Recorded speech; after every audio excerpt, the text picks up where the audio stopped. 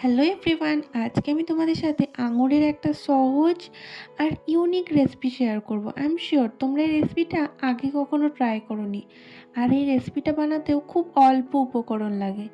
তো চলো রেসিপিটা দেখে নেওয়া যাক কী কী লাগে। তো আমি এখানে সামান্য একটু পরিমাণে তেল দিয়ে তাতে দুটো শুকনো লঙ্কা দিয়ে একটু হালকা করে ভেজে নিলাম, আর জাস্ট সামান্য পরিমাণে একটু পাঁচফোড়ন দিয়ে আঙুরগুলোকে দিয়ে দিলাম। এরপরে এর মধ্যে আমি কাশ্মীরি লঙ্কার গুঁড়ো অ্যাড করলাম, আর অ্যাড করলাম সামান্য একটু পরিমাণে হলুদ। এবার এই আঙুরগুলোকে হালকা করে ভাজা ভাজা করে নিতে হবে লো ফ্লেমে।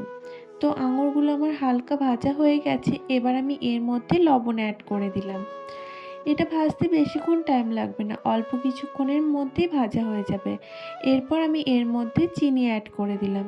চিনি অ্যাড করার পরে চিনিটা যতক্ষণ অবধি না এভাবে মেল্ট হচ্ছে, ততক্ষণ আমি লো ফ্লেমে এটাকে নাড়তে থাকবো। দেখো চিনিটা আমার কত সুন্দর মেল্ট হয়ে গেছে। এবার আমি এর জন্য একটা মশলা বানিয়ে নেব। তার জন্য ধনে আর জিরেকে একটু সামান্য ভেজে গুঁড়ো করে এর মধ্যে অ্যাড করে দিতে হবে। ব্যাস রেডি।